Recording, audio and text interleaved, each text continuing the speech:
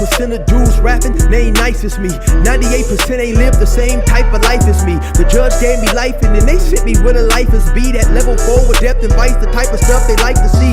Two choices, fight or flee. I refuse to die a chump. I never been a mark, but damn, it's scary when that riot jump. I seen dudes cry, get pumped, and some sexually brutalized. Knew a dude who lost his life and he was only doing 5 year-long racial fights when homie all you do is ride. Lonely days and nights up in a hole causing suicide. From the moment you arrive, you see the Mexican mafia, AB skinheads with big giant swastikas, pro-black philosophers, the BGF, the Kumi, and Muslims who will murk you from the nation to the Sunni. That MS was loony, quick to ride up on they rival. Even Christians went to church, hide knives up in they Bible. Political and tribal, the Crips and Damus, the Long Beach, the Hubs and the Dubs and the Grooves, the IE, the Bakersfield, the Dago Pyrus, the Hustlers quick to roll, the gangsters don't move.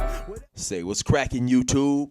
It's your boy 16 to life, and I'm back like I'm on a parole violation. You're down.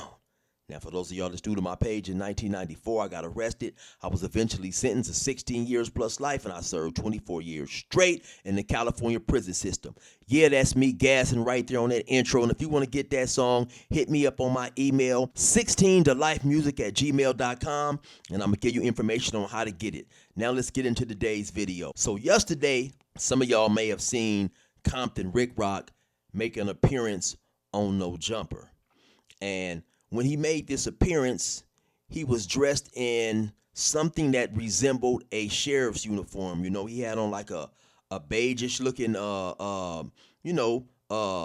law enforcement type clothing, shirt, khaki style, whatever it was. You know, he had the little sheriff badge pinched on his chest. And, you know, Adam asked him some questions and so on and so forth, right? And to keep it 100 with y'all, right, I didn't even watch the whole. You know, I may have watched 3 or 4 minutes of it, if that long, right? And not because I was upset or anything by it, but, you know, I got my own thing, man. I went to the gym, you know, played a little basketball, messed up my elbow again. And so, you know, I be doing what I be doing. And, you know, but when I seen Compton Rick Rock dressed like that, it hit me instantly, right? I already knew what he was doing. Rick Rock is playing the game, man. He didn't figure out a lane in this YouTube world, and he's doing what he's doing, man. It's entertainment, right? This was my honest thoughts, right? People come to YouTube to be entertained. Whether you watching, you know, Compton Rick Rock, whether you watching some dudes laugh and clown, you might even come and watch a debate. But if you entertained by that, that's what you entertained by, right? So, to be honest, I felt you may have had some people disagree with it because Compton Rick Rock, of course, has a certain type of background, you know, and, you know, he's talked about, you know, being in the pen and so on and so forth, right? And so, in my opinion, at times you have individuals who are so deeply embedded in the gang culture. That's all they see. They can't even see outside. They can't think outside the box, right? Let me give you guys an example. Now, when I was in prison, I played a lot of basketball, right? And there were times where we would have full court basketball games. People would be out there with the scoreboard. I'm talking about convicts who was locked up.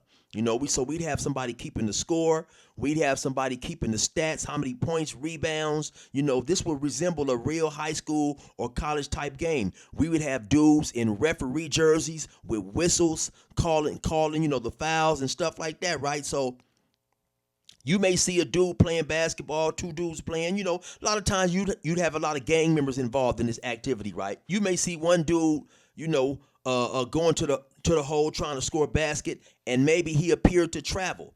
Then you may have another dude playing defense who tell the ref, hey, man, he traveled. Look, he just traveled. Then you'd have somebody say, oh, man, stop snitching, stop telling. And this stuff would happen and occur often, man, where it's just like people want to relate everything to gang banging and to the street code that go with it. Man, this dude is not telling. This is a damn basketball game, man. This is a basketball game, man, where some of these dudes, I guess, ain't never played no organized basketball, where sometimes when you play, say if me and Compton Rick Rock is playing against each other, right? I'm going to the hole. Compton Rick Rock is keep holding my jersey or whatever, man. I may walk to the ref and say, "Hey, man, he keeps holding me, man. Can you watch him? Can you keep an eye on him? The dude is holding me." That's not telling. That's having a conversation with the referee during a basketball game. But like I said, once again, you have certain individuals who want to relate everything to gangbanging. Just like them weirdos, you may say something and the dude will say, pause. I mean, you must be gay to think if you want to relate everything to a gay situation. If a dude is talking about something and then your first thing in your mind pops up is pause, and you thinking about penises and all that old type of stuff, then you must be gay or something. I mean, if that's all your world revolves around is that type of stuff, then I question the individual like that, right? So I've mentioned a couple times, right, that I done some time with Compton Rick Rock, right? And I don't think this makes me biased. Maybe I am, no. Me and Compton Rick Rock, we hung out, we used to rap and this and that, but that was about the extent, to our hanging out. We didn't kick it on a daily basis, and it wasn't like he was my road dog and we hung out a whole lot and this and that.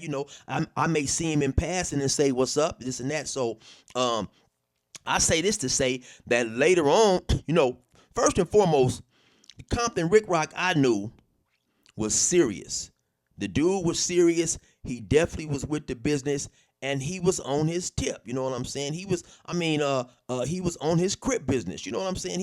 He was pushing the line. Compton Rick Rock wasn't for play. He was pushing the line. But like I said, I didn't hang with him every single day, right? And get to know his whole personality. So later on, when I seen him on YouTube, initially he was doing skits, right? And the first thing that popped in my mind is, damn, this dude is funny. I didn't know Compton Rick Rock had that type of personality, because once again, in prison, he was more of a serious individual. But who knows? Maybe when he hung with his homies, and whoever he kicked it with, maybe they saw that side of him, right? I never saw that side of him. So by me being a clown and a jokester myself, that's something that I enjoy seeing. And then once again, I've mentioned several times, I was also impressed with how much wisdom he shares and how much he had grown from the individual that I knew way back in 2000, 2001 or whatever it was, right? So, to me, I saw nothing wrong with it, because I look at it like, what do dudes want? And it's crazy, right? Some cats would rather see him hanging around in the hood, up to no good, still riding around with things he shouldn't be having, endangering his life, endangering his freedom, so on and so forth. Or, some people may prefer to see him on the corner in his hood, giving bad advice to other youngsters who are doing now the same things that he was doing possibly when he was 16, 17. It's like at times individuals don't want you to grow, man.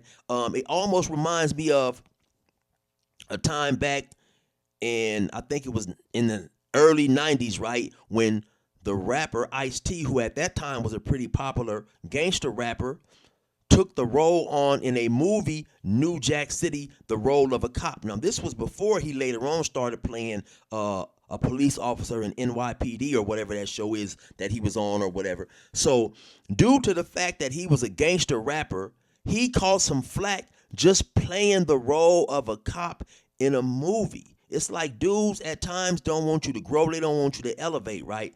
I seen one time Snoop Dogg was doing a commercial. I think it was for some beer or something. Somebody left in the comments that he had sold out because he was now doing beer commercials. So as long as this dude is rapping about killing people and he's hanging on the corner in his hood throwing up gang signs, it's cool.